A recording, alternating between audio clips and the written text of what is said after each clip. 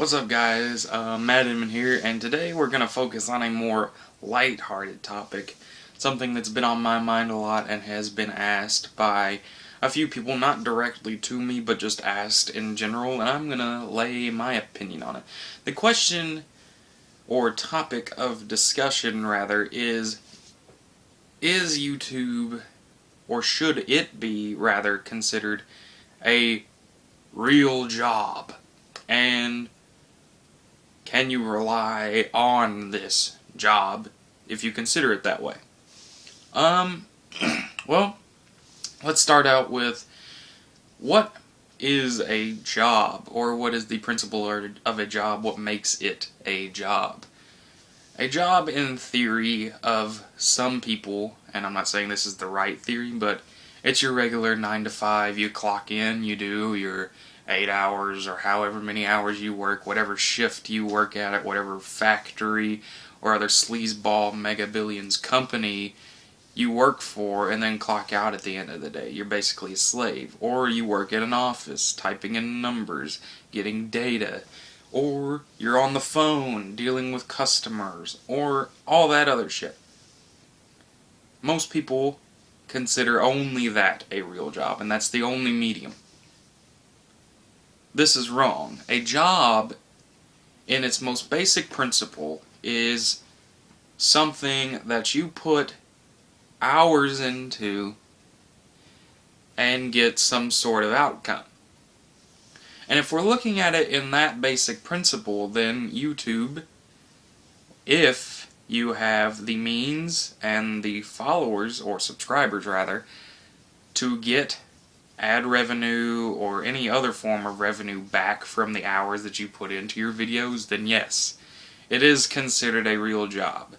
I'm sick of people sticking with their 9 to 5, that's a job and that's the only job you can have and that's the only thing that's a real job. Anything else is just mamby-pamby bullshit. No, that's not how it is. This is a new time where job is a very stretched out term. A job could be what many people consider a job. Just you clock into the manual labor job and you clock out, or an office, or whatever, wherever you work at, and that is fine if you want to do it that way, but some people don't. Some people want to work from their home, sell goods out of their home. Some people travel around and sell their wares at local flea markets or little sale meetings that they have. Some people like that. Some people are product testers and get things like e-cigarettes or anything else shipped to them, and they try it out and they give a review, or critics, or anything. The job, the word and term job has been expanded tenfold into what we can do in terms of a living and make a substantial amount back. So in that term, YouTube is definitely a real job, because I don't know how many hours you put into it, but me, I'm a pretty basic YouTuber. I turn on my recording device and I speak.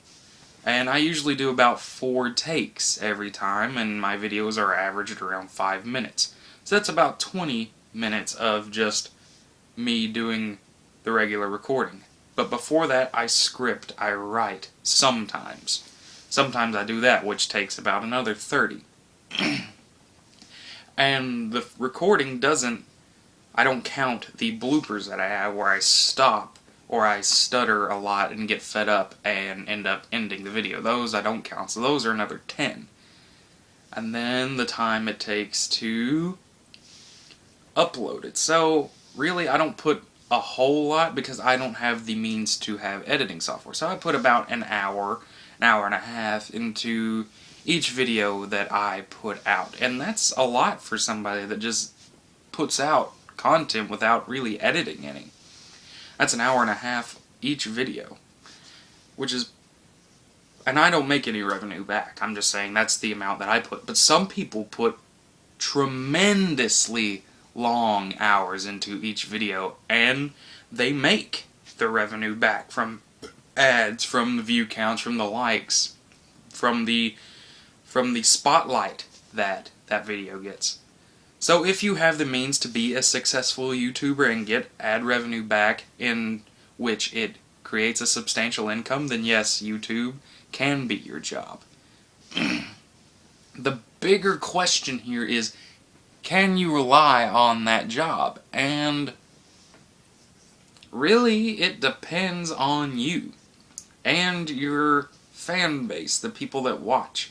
It is a two-person vehicle here, and you both have to be controlling this vehicle at once. You are both control substances in this equation, if you will. Firstly, in order to rely on this, you have to make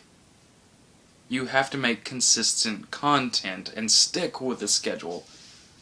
Because if you don't create consistent contents and you take hiatuses that are longer than 4 or 5 days, people will become less interested because you're not putting out content enough for you to stay relevant.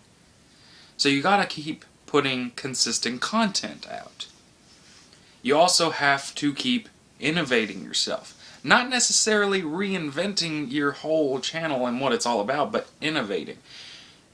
Reinvent how you make your videos, where you make them at, what you talk about different subjects, do different things, keep it fresh and new, because the same old thing will get boring after a little while, and people will become less interested and end up not watching you as much. That's your part, keeping it consistent, doing innovative things with your videos, and always keeping true to yourself. Don't do things just because they are what's going viral, but do things because you genuinely want to talk about them. Do something that you are passionate about, and people will see that and eventually gravitate towards that because they see, oh, well, this guy really enjoys talking about these kinds of things, and I enjoy this too, so I'm going to see what he thinks about, and maybe we can discuss this. Which brings up another point. Fan interaction. Now, I know once you get up into subscribers, it becomes a lot harder to interact with fans than it is for me. I only have 20 subscribers, which is a big number to me, but it's easy to interact with the fans that comment on my videos. But when it gets up in numbers, fan interaction becomes a harder task. But there are ways to do it, like Google Hangouts, like Q&As, and all those other things. You can keep the fan interaction potent.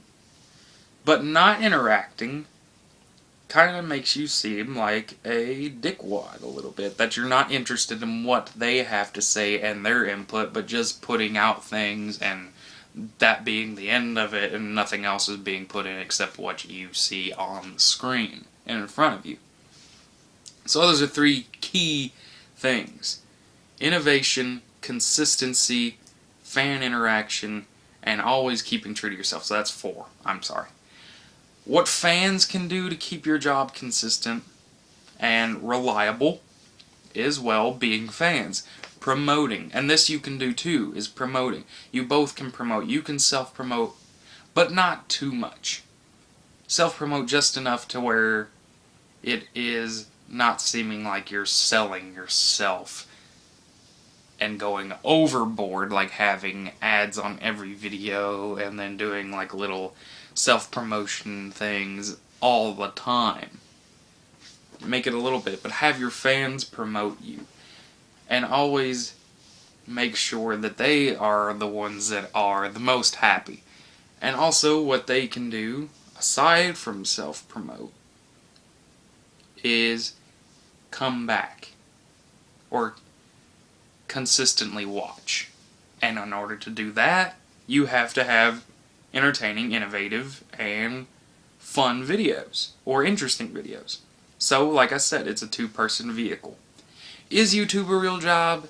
Most definitely. If you put hours in, like I know and see that a lot of people do, and myself I do, and you get a revenue back, then yes, you are working, and I would love to do this as a job.